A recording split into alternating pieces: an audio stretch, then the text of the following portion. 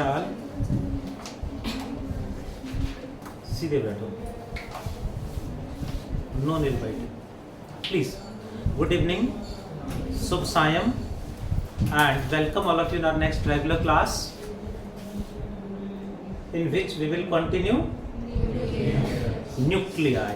हमने इंट्रोड्यूस कर दिया था, न्यूक्लियाई के बेसिक्स हमने पढ़े थे, राइट? उसको कंटिन्यू करते हैं। Are now you are not comfortable ना? सीधे बैठो,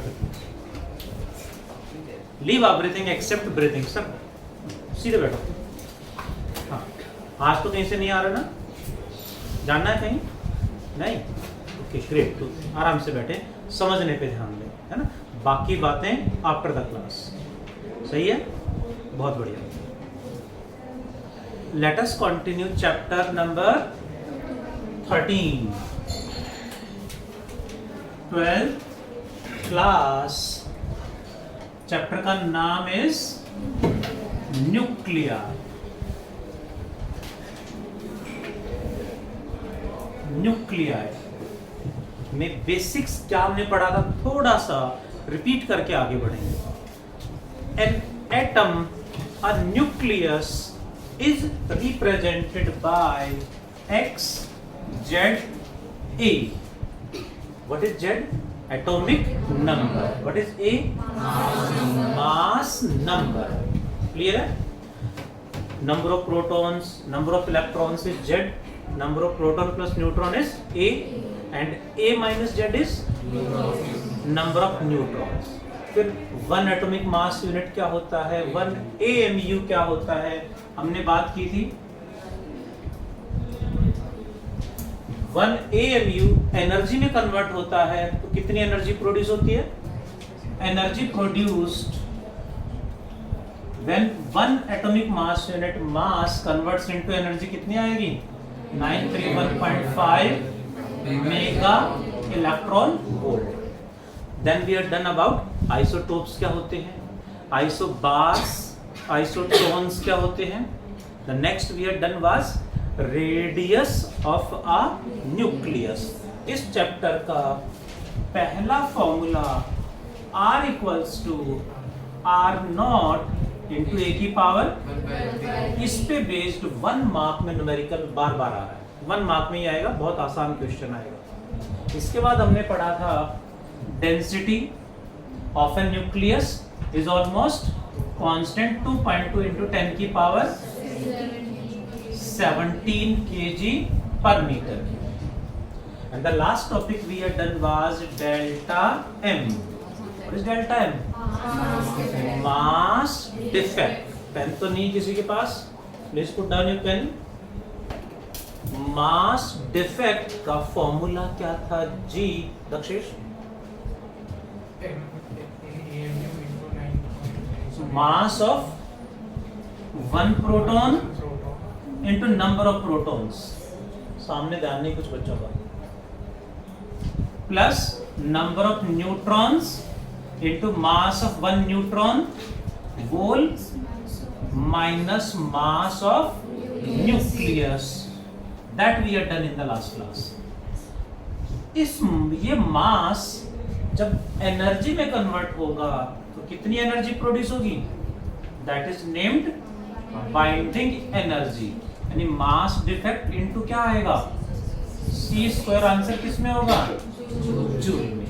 और इसको AMU में रखेंगे तो 931.5 से मल्टीप्लाई करेंगे तो direct energy will be in mega electron volt. ये हमने पढ़ लिया था लास्ट में। हाँ, ये जूल में आएगा, बट इससे लेंथी हो जाएगा, डिफिकल्ट हो जाएगा। हमें डायरेक्टली मास को AMU में रखना है और इससे मल्टीप्लाई करना, सीधा आंसर आएगा, टाइम सेव होगा।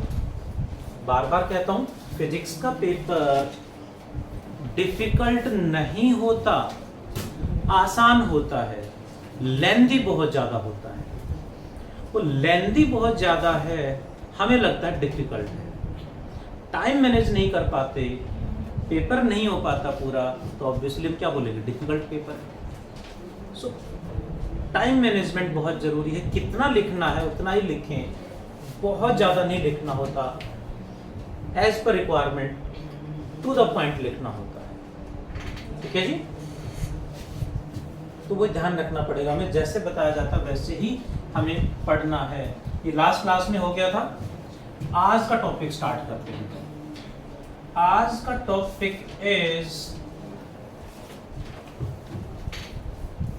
Graph between binding energy per nucleon and number of nucleons, और we can say mass number. इन दोनों का ग्राफ है, इंपॉर्टेंट ग्राफ है, अक्सर एग्जाम में आ रही है, बोर्ड एग्जाम में। Along x axis we consider a for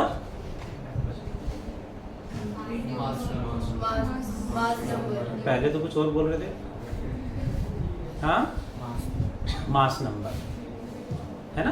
यहाँ पे एक किसको रिप्रेजेंट कर रहे हैं, मास नंबर को। वाई एक्सिस पे we take binding energy per nucleon, ये रखेंगे। Graph starts with hydrogen, binding energy per nucleon hydrogen की सबसे कम है या, ठीक है। देन हाइड्रोजन के बाद कहां जाएगा, helium, then lithium, beryllium, boron, then carbon, और इस तरह से ये अप पीक आएगा, down, then up then down, and then इसके बाद ग्राफ इस तरह से एक पार्टिकुलर नंबर के बाद ग्राफ मैक्सिमम अटेन करेगा, उसका थोड़ा सा नीचे आके कांस्टेंट हो जाएगा। यहाँ फ्लक्चुएशन ज्यादा है स्टार्टिंग में, अप टू मास नंबर 30 तक फ्लक्चुएशन ज्यादा है, 10 तक तो काफी ज्यादा है। उसके बाद मास नंबर पीक अटेन करेगा, binding energy per nucleon, and उसके बाद थोड़ा सा कम होके कांस्टेंट ग्राफ आ जाएगा। दैट इज इंपॉर्टेंट ग्राफ है। क्यों इंपॉर्टेंट है थोड़ा सा मैं समझाने की कोशिश करूँ। डायरेक्टली क्वेश्चन आता है, draw binding energy per nucleon versus mass number graph, and इसके कंक्लूजन्स क्या हैं वो एक्सप्लेन करें। तो इसमें टॉप में कौन है, टॉप में मतलब बाइंडिंग एनर्जी पर न्यूक्लियन सबसे ज्यादा किसकी है, टॉप में कौन है, दैट इज आर्यन।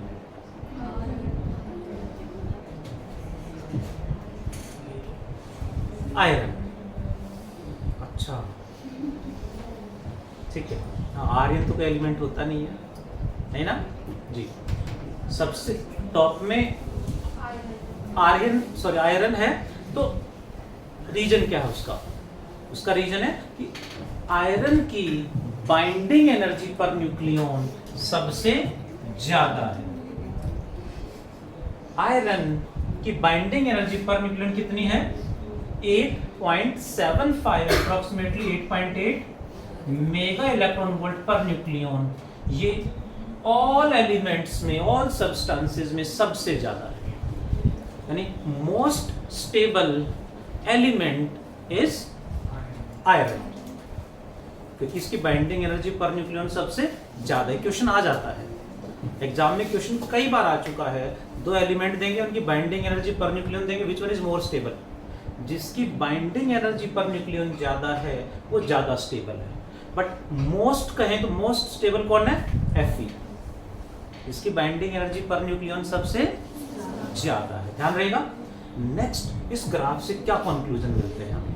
पहला conclusion is, if mass number is less than 30, जो जो एलिमेंट्स का मास नंबर 30 से कम है, इन सभी एलिमेंट्स, कोई भी दो एलिमेंट ले लें जिनका मास नंबर 30 से कम है, उन दोनों को कंबाइन करेंगे मींस फ्यूजन करेंगे, तो बाइंडिंग एनर्जी पर न्यूक्लियन बढ़ जाएगी। मतलब पहले कम स्टेबल है, बाद में ज्यादा स्टेबल बन जाएंगे। दैट मीन्स एनर्जी प्रोड्यूस होगी, इससे कम मास नंबर के कोई भी दो एलिमेंट्स को, दो न्यूक्लियाई को कंबाइन करेंगे, न्यूक्लियर फ्यूजन करेंगे, तो एनर्जी प्रोड्यूस होगी, एनर्जी प्रोड्यूस होगी। सो हम न्यूक्लियर फ्यूजन यूज करते हैं, nuclear fusion takes place for these elements. क्यों ऐसा हो रहा है? इससे कम जो हैं उनकी बाइंडिंग एनर्जी पर न्यूक्लियन कम है, बट यदि इनको फ्यूजन करा दिया, फ्यूजन का मतलब कंबाइन कर दिया, तो जो नया एलिमेंट बनेगा उसकी बाइंडिंग एनर्जी पर न्यूक्लियन बढ़ जाएगी, इस रेंज में आ जाएगा। मतलब पहले कम स्टेबल है, बाद में ज्यादा स्टेबल हो जाएगा। इसका मतलब है इससे कम एलिमेंट के मास नंबर वाले जो एलिमेंट होंगे उनको फ्यूजन कराएंगे तो एनर्जी प्रोड्यूस करेंगे, वो दे विल प्रोड्यूस एनर्जी। और हम तो उसी की बात करते हैं, एनर्जी जहां से मिले वही हमें चाहिए। तो जिनका मास नंबर 30 से कम, उनमें क्या होना चाहिए? न्यूक्लियर फ्यूजन करेंगे तो एनर्जी प्रोड्यूस होगी। Example is nuclear reaction occurring in sun. You know sun? Sun में जो रिएक्शन हो रही है वो न्यूक्लियर फ्यूजन रिएक्शन है। ठीक है जी, क्या रिएक्शन वो भी बात करेंगे आगे। Next, if mass number is greater than 170, जिन एलिमेंट्स का मास नंबर 170 से ज्यादा है उनको ब्रेक करेंगे। कोई एक एलिमेंट लिया जिसका मास नंबर इससे ज्यादा है, उसको ब्रेक कर देंगे तो वो भी जो नए एलिमेंट बनेंगे वो इस यहां से चल के यहां आ जाएंगे, इस रेंज में आ जाएंगे। मतलब बाइंडिंग एनर्जी पर न्यूक्लियन बढ़ जाएगी। मींस पहले कम स्टेबल थे फिर ज्यादा स्टेबल हो जाएंगे, means they will produce energy. In elements को कंबाइन करेंगे तो एनर्जी प्रोड्यूस होगी, इनको ब्रेक करेंगे तो एनर्जी प्रोड्यूस होगी। और हमें तो एनर्जी प्रोड्यूस करनी है। एनर्जी हमें चाहिए डेली लाइफ में। बहुत सारे फिनोमिना, बहुत सारे डिवाइस डेली लाइफ में जो नीड है एनर्जी की, वो कैसे पूरी करें उसके लिए हम पढ़ते हैं। तो इस ग्राफ से क्या पता चला? इनको कंबाइन करेंगे तो यहाँ स्टेबिलिटी बढ़ेगी, इनको ब्रेक करेंगे तो स्टेबिलिटी बढ़ेगी। That clear? ये पूछेंगे हमसे। सो जिनका मास नंबर 170 से ज्यादा, उनमें क्या होगा? Nuclear fusion, fusion takes place. Fusion का मतलब ब्रेकिंग, ब्रेक करेंगे तो एनर्जी प्रोड्यूस होगी। एग्जांपल, फ्यूजन का example is atom bomb, nuclear bomb. सुना है? अभी दोबारा से एटम बॉम्ब के एक्सपेरिमेंट होने शुरू हो गए, टेस्टिंग स्टार्ट होगी। सुना होगा, न्यूज़ में काफ़ी आ रहा है। उधर रशिया कर रहा है, उधर यूएसए कर रहा है, चाइना कर रहा है, Pakistan is even trying to do nuclear test, जो काफ़ी डेंजरस सिचुएशन है। Rakshit is also planning for making an atom bomb. नहीं, न्यूक्लियर बॉम्ब।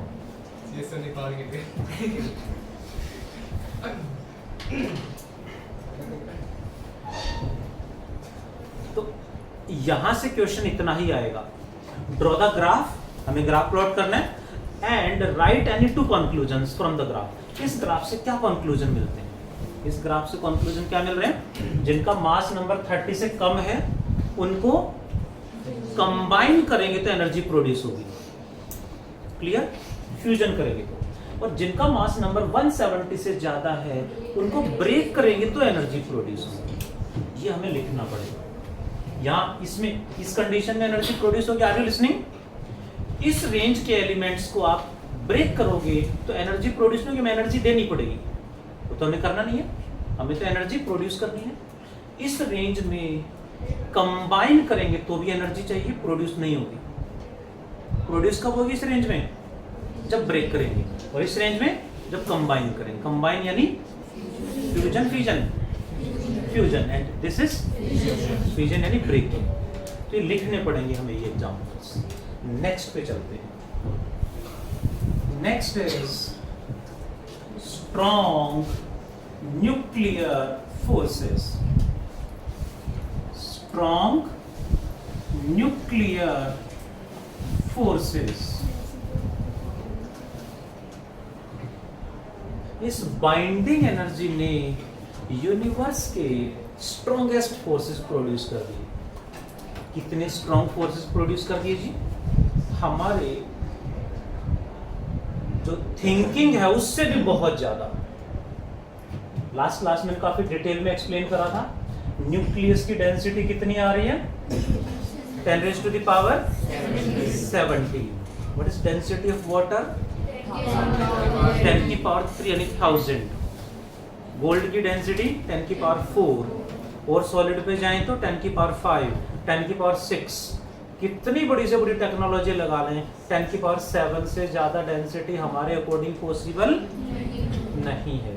बट यहाँ तो 10 की पावर 17 आ रहा है, जो बहुत ज्यादा है। इतनी ज्यादा डेंसिटी क्यों है? उसके लिए रेस्पॉन्सिबल कौन है? They are named strong nuclear forces. What are these? बात करते हैं फर्स्ट। इस पे क्वेश्चन इतना ही आएगा, right any 2 properties, right any 3 properties. इसकी प्रॉपर्टी ही हमसे पूछेंगे, और कुछ आज तक ना आया है ना आगे पूछेंगे। देखिए जरा पहली प्रॉपर्टी क्या है? These act between proton-proton, proton-neutron and neutron-neutron pair. Means they depends on charge. Ananya ma'am, ये चार्ज पे डिपेंड करेंगे? नहीं ना? अनन्या बता रही है, करेंगे? बताओ शिवम, ये बताओगे? नहीं करेंगे। अच्छा करेंगे। नहीं करेंगे। नहीं करेंगे क्यों? क्योंकि कोई सभी पॉइंट हो रहा है। न्यूट्रॉन न्यूट्रॉन ये तो न्यूट्रल है, इनमें भी हो रहा है, यानी चार्ज तो है नहीं इनके पास। प्रोटॉन न्यूट्रॉन में चार्ज है, ये न्यूट्रल है, यहाँ भी हो रहा है। मीन्स चार्ज पे डिपेंड नहीं करते। So second property is these are independent of charge, independent of charge. Next, these are strongest forces. ये नेचर में स्ट्रॉन्गेस्ट फोर्सेस हैं, इनसे ज्यादा स्ट्रॉन्ग कोई और नहीं है। These are strongest. हम इनकी रेंज की बात करें तो हम जनरली देखते हैं ग्रेविटेशनल फोर्सेस, इलेक्ट्रोमैग्नेटिक फोर्सेस, जिसमें इलेक्ट्रोस्टैटिक एंड मैग्नेटिक दोनों आ जाते हैं, weak nuclear forces, and the last one are, जो हम पढ़ रहे हैं अभी, they are strong nuclear forces. इनकी बात करें, कहीं 2 पार्टिकल्स में ग्रेविटेशनल फोर्स 1 न्यूटन है अंडर सिमिलर कंडीशंस, तो इलेक्ट्रोमैग्नेटिक फोर्स 10 की पावर 25 न्यूटन होंगे, इससे बहुत ज्यादा है। These are weakest. तो 10 वीक न्यूक्लियर फोर्सेस 10 की पावर 36 न्यूटन होंगे, and strong nuclear forces 10 raise to the power 38 newton होंगे। बहुत ज्यादा हैं बाकी सबसे। इससे कितने गुना बड़े हैं? 100 टाइम्स का मतलब थोड़ा सा ज्यादा है या बहुत ज्यादा है? 10 की 2 ही पावर तो बड़ी है। थोड़ा डिफरेंस है, बहुत ज्यादा डिफरेंस है? बहुत ज्यादा डिफरेंस है। ऐसा क्यों? 10 की पावर 1 एंड 10 की पावर 2 में कितना डिफरेंस होता है? 90। 10 और 100 में 90। 10 की पावर 2 एंड 10 की पावर 3 में 900 का। 10 की पावर 3 एंड 10 की पावर 4 में 9000 का। तो जैसे जैसे 10 की पावर बढ़ती जाती हैं तो डिफरेंस भी बड़े होते चले जाते हैं। तो यहाँ 10 की पावर 2 का मतलब बहुत ज्यादा डिफरेंस है। Next is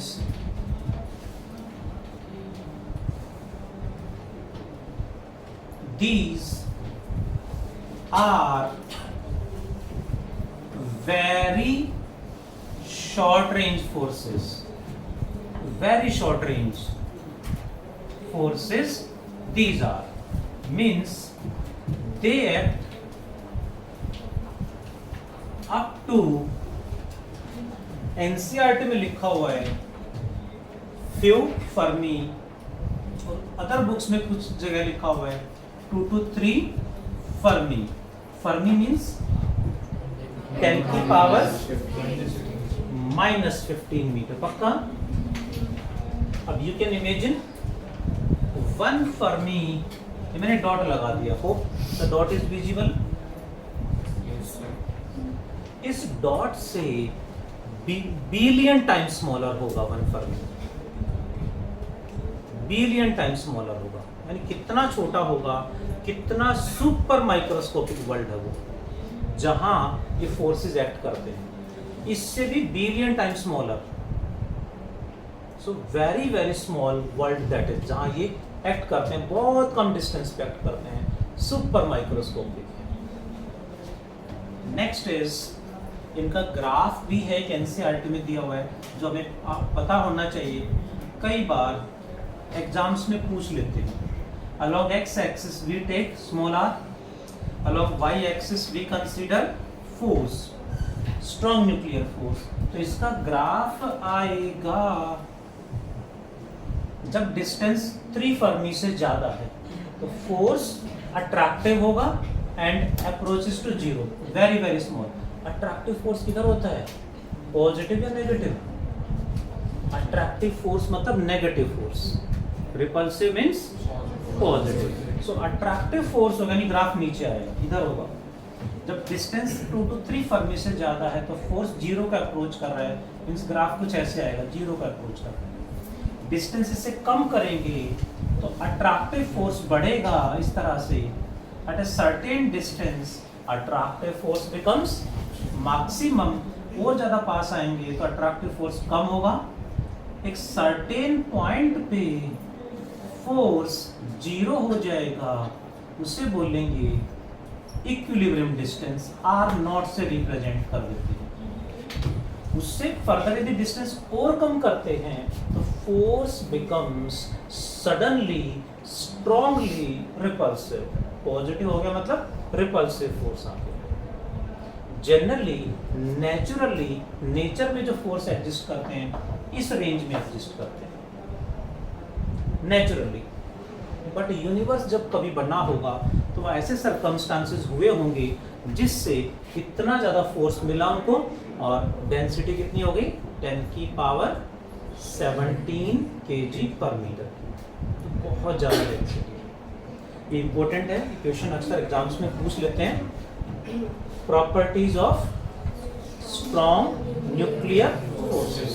do fast everyone, तो कुछ न्यूमेरिकल्स करेंगे इस चैप्टर से।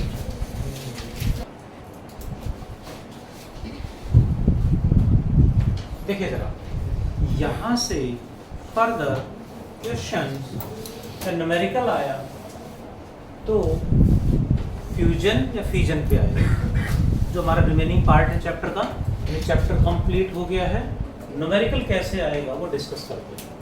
Are you present on the board? पहला क्वेश्चन आएगा रेडियस पे,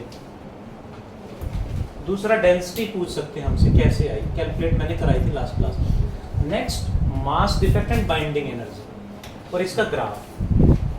ये क्वेश्चन, इतने क्वेश्चन बनते हैं बस, इन्हीं में से आएगा क्वेश्चन।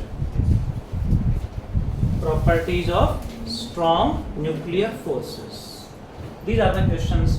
न्यूमेरिकल कैसे आएंगे देखें जरा। First let us talk about nuclear fusion. Nuclear fusion reaction, fusion का मतलब क्या होगा,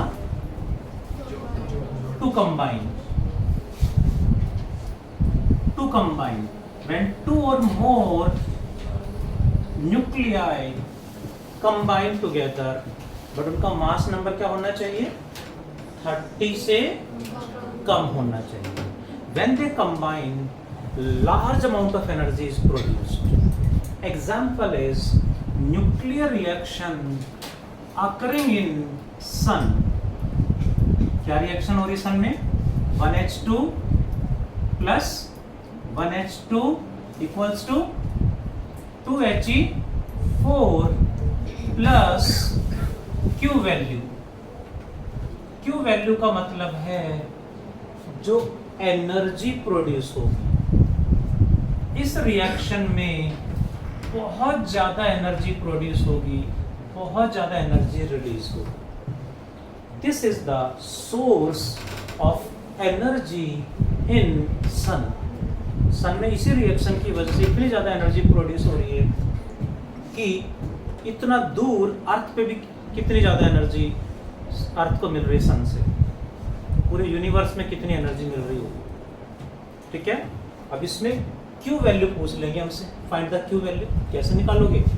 तो Q value is equal to mass defect, किसमें रखेंगे? Mass defect should be taken in AMU और किससे मल्टीप्लाई कर दें? 931.5। आंसर किसमें आएगा? मेगा इलेक्ट्रॉन वोल्ट में। क्वेश्चन आया मास डिफेक्ट कैसे निकालेंगे आप तन में?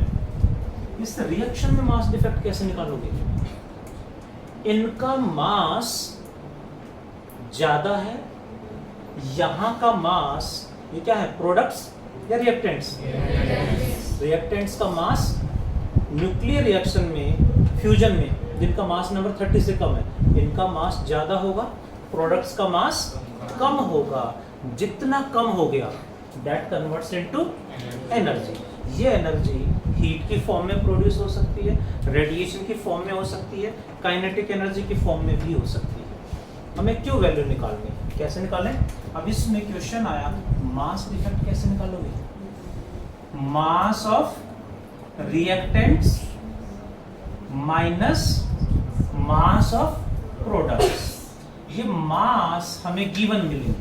मास ऑफ 1s2 गिवन मिलेगा क्वेश्चन में, मास ऑफ हीलियम गिवन मिलेगा हमें क्वेश्चन में, वो याद नहीं करना। नेक्स्ट रिएक्शन कौन सी होगी? Nuclear fission. Nuclear fission reaction. Fission means कोई हैवी न्यूक्लियस यानी जिनका मास नंबर 170 से ज्यादा है, वो ब्रेक करेगा। Breaking a heavy nucleus into 2 और मोर लाइटर न्यूक्लियाई। इसमें भी बहुत ज्यादा एनर्जी प्रोड्यूस होगी। एक एग्जांपल रख लें। Example is the reaction, nuclear reaction occurring in nuclear bomb. Atom bomb जो हम बोलते हैं, न्यूक्लियर बॉम्ब जो कहाँ ड्रॉप करा गया था सबसे पहले? फर्स्ट और लास्ट वही था, Hiroshima and Nagasaki in Japan में गिराए गए थे बाय USA। तो उनमें कैसे वो रिएक्शन होती है, ऐसा क्या होता है उसमें, कितना हजार्डस है? देखें जरा, यूरेनियम 92 to 35 एटम पे, न्यूक्लियस पे जैसे ही एक न्यूट्रॉन का सिंबल है charge 0 mass 1, charge number, atomic number 0 and mass number 1, neutron. When a slow moving neutron is slow moving condition है, फास्ट मूविंग नहीं होना चाहिए। Slow moving neutron when bombarded on uranium nucleus, uranium break करेगा barium plus krypton में, इन दोनों में break कर जाएगा। साथ में 3 न्यूट्रॉन और प्रोड्यूस होंगे एंड प्लस क्यू वैल्यू, यानी बहुत ज़्यादा हीट प्रोड्यूस होगी, बहुत ज़्यादा एनर्जी प्रोड्यूस होगी। इस एक यूरेनियम एटम के ब्रेक करने से approximately 200 mega electron volt energy produce होती है एक यूरेनियम एटम के ब्रेक होने से। If we take 1 gram uranium, you know 1 gram में बिलियंस ऑफ एटम्स होंगे। 1 ग्राम में नंबर ऑफ एटम्स निकाल सकते हैं इजीली 1 ग्राम में। मास नंबर, एटॉमिक नंबर पता हमें, नंबर ऑफ एटम्स निकालना आता है। Na Avogadro number into given mass by molar mass. 1 gram given mass, molar mass 236 235 into Na, तो हमें पता चल जाएगा कितने 1 ग्राम में कितने एटम होंगे। अब 1 ग्राम में एक साथ ब्रेक करेंगे, एक में इतनी हो रही है तो 1 मिलियन 1 बिलियन में कितनी होगी इनटू दिस, तो बहुत ज़्यादा एनर्जी प्रोड्यूस होगी। जब हिरोशिमा नागासाकी पे गिराए गए थे तब you know with in a fraction of second buildings के अंदर, कंक्रीट के अंदर जो स्टील होता है, सरिया गर्डर्स होते हैं, जो स्टील है वो भी मेल्ट कर गया था। अब स्टील मेल्ट कर गया है तो उसमें रहने वालों का क्या हुआ होगा, यू कैन इमेजिन। इतनी ज़्यादा हीट प्रोड्यूस होती है, साथ में गामा रेडिएशंस प्रोड्यूस होते हैं जो हमारे लिए बहुत ज़्यादा हार्मफुल हैं, और उनका इतना नेगेटिव इम्पैक्ट पड़ता है कि हिरोशिमा नागासाकी और वहाँ के आसपास के एरिया में आज भी जेनेटिकली डिसऑर्डर के साथ वहाँ पे बच्चे पैदा होते हैं। जेनेटिकली डिसऑर्डर है उनमें अभी भी, गामा रेज इतना ज़्यादा हार्मफुल होती है। सो बहुत ज़्यादा एनर्जी प्रोड्यूस होती है। Nuclear reaction occurring in nuclear bomb, atom bomb जिसे कह देते हैं, and this is occurring in sun. अब इनमें क्वेश्चन ऐसे ही आएगा, क्यों वैल्यू निकालो, कैसे निकालो, ये मैंने तो सोल्व कर दिया, बट कैसे निकालोगे आप, mass of reactants minus mass of products सारे इनटू एमयू में रखेंगे, इनटू दिस, आंसर आ जाएगा। इस तरह के न्यूमेरिकल्स हमें मिलेंगे। वन मोर पॉइंट, यहाँ कई बार क्वेश्चन आ रहा है alpha beta gamma decay, radio activity हमारे सिलेबस से डिलीटेड है, एंड रेडियो एक्टिविटी में ही आता है alpha beta gamma decay, but radio activity नहीं है तो भी आ सकता है।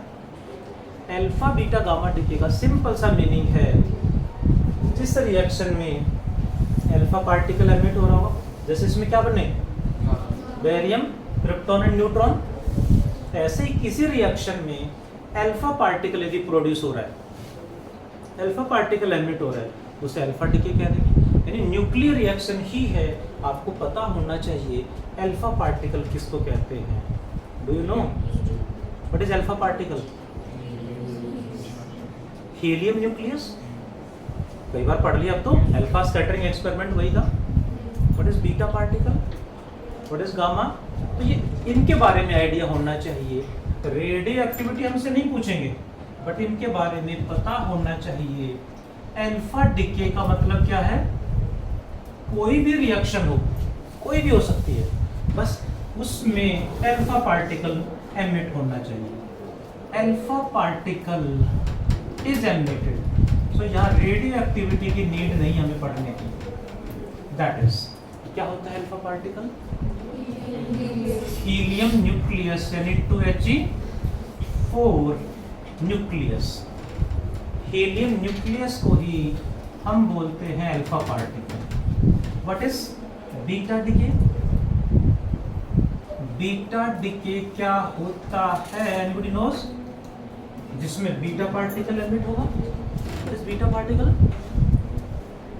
बीटा पार्टिकल 2 टाइप्स के होते हैं, one is beta positive and another is beta negative। beta positive particle क्या होता है बताएगा कोई, and beta negative particle, please listen, electron को ही बीटा नेगेटिव पार्टिकल कहते हैं। इलेक्ट्रॉन को ही फोटो इलेक्ट्रिक इफेक्ट में एमिट हो रहा है तो फोटो इलेक्ट्रॉन कह देते हैं, बीटा डिके में एमिट हो रहा है तो उसे बीटा पार्टिकल कह देते हैं, है electron. Next, beta positive particle क्या होगा, पॉजिट्रॉन। पॉजिट्रॉन मतलब पॉजिटिव इलेक्ट्रॉन। पॉजिटिव इलेक्ट्रॉन सुना है? अभी दूसरे बैच में बच्चे ने कहा सर तो हमने कभी सुना ही नहीं। सुना होना चाहिए था वैसे तो शायद। एग्जैक्टली वही इलेक्ट्रॉन है, मास इलेक्ट्रॉन का है, चार्ज इलेक्ट्रॉन का है, बस पॉजिटिवली चार्ज्ड है, प्रोटॉन नहीं है। कई बार हम सोचते हैं प्रोटॉन होगा, प्रोटॉन नहीं है। प्रोटॉन का मास इलेक्ट्रॉन के मास से 1836 टाइम्स ज़्यादा होता है, तो प्रोटॉन हैवी होता है। पॉजिटिव इलेक्ट्रॉन को क्या बोल लेंगे, पॉजिट्रॉन। तो बीटा पार्टिकल को किससे रिप्रेजेंट करेंगे, ई पॉजिटिव। चार्ज कितना होगा इसका 1, मतलब जितना इलेक्ट्रॉन का चार्ज होता है। मास नंबर कितना होगा 0। बीटा नेगेटिव पार्टिकल इलेक्ट्रॉन का चार्ज नंबर क्या होगा -1 and mass number 0। What about gamma decay? Gamma decay क्या होगा? गामा डिके किसे बोलोगे? जिसमें गामा रेज एमिट होंगी। Gamma rays are emitted. What are gamma rays, Shardul? Neutron. What are gamma rays? Anybody? Yes. Gamma rays. You don't know? Gaudi XUV in my range. सुना है नाम? Victorious की बात नहीं कर रहे, एक्सयूवी की बात हो रही है। सीएनजी तो वही। चलिए, हमने एक सेंटेंस याद करा था, ऑल इलेक्ट्रोमैग्नेटिक वेव्स का ध्यान होगा सबको। गाड़ी एक्सयूवी इन माई रेंज, उसमें सबसे पहले कौन आ रहा था? गामा रेज, जिनकी फ्रीक्वेंसी सबसे ज्यादा है, एनर्जी सबसे ज्यादा, वेवलेंथ सबसे कम है। तो ये वही इलेक्ट्रोमैग्नेटिक वेव्स है, ये वही गामा रेज है। ये इलेक्ट्रोमैग्नेटिक रेडिएशन है, इलेक्ट्रोमैग्नेटिक वेव्स हैं। ध्यान दें, दीज आर मासलेस, चार्जलेस। जो इलेक्ट्रोमैग्नेटिक वेव की प्रॉपर्टी सारी इन पे एप्लीकेबल है। हम अल्फा रेज, अल्फा डिके में इनको अल्फा रे कह देते हैं, बट ये रे नहीं होती, ये बीम ऑफ पार्टिकल्स है। बहुत सारे पार्टिकल एक लाइन में जा रहे हैं, तो उसे रे बोल देते हैं, बट सही वर्ड नहीं है। बीटा डिके में बीटा रेज भी कई बार कह देते हैं। Beta rays are not rays. Electron positron एक लाइन पे जा रहे हैं, स्ट्रेट लाइन में जा रहे हैं, इसलिए उनको रेज कह देते हैं, बट वो रेज नहीं है। अल्फा बीटा पार्टिकल्स एक लाइन में जा रहे हैं, they are not rays. Word use कर लेते हैं, बट वो रियल में रेज नहीं है। These are the rays. Gamma decay में गामा रेडिएशन जो होते हैं, they are the rays, they are the waves. ठीक है, ये दोनों वेव नहीं है, ये वेव्स, ईएम वेव्स। चलो आगे। इस तरह का क्वेश्चन एग्जाम्स में आपको मिलेगा, या इस तरह का क्वेश्चन एग्जाम में हमें मिलेगा। एक न्यूमेरिकल और कर लें, मना कर दिया। टू फास्ट एवरीवन, ये हो गया था? Yes sir. Yes, too fast this one. फिर that let me mark HW। दे दो जी। एक क्वेश्चन एक बच्चे ने पूछा था, आप नोट डाउन करें जल्दी से, उसका रिप्लाई कर दूं। एक बच्चे ने पूछा था कि जेईई मेंस के फॉर्म कैसे भरें, कब भरें, तो ये पूछा था ना। मुझे ध्यान है सर, ऐसा नहीं कि जेईई मेंस के फॉर्म 10th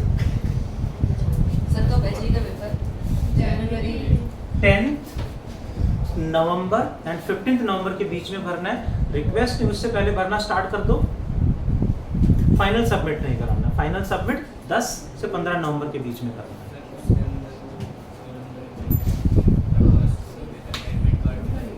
वो नहीं मांगेगा सर, आपसे नहीं मांगेगा। 12th में फर्स्ट टाइम हो, फर्स्ट टाइम हो, रोल नंबर कहाँ से आएगा? और ड्रॉपर्स जो होते हैं ना 12th पास बच्चों, तो उनसे मांगता है। आज का होमवर्क इज 1 से लेके 17 तक numericals.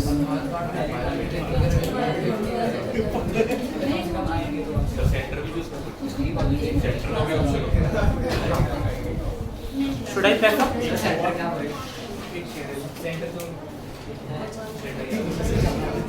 Thank you. Bye. Take care.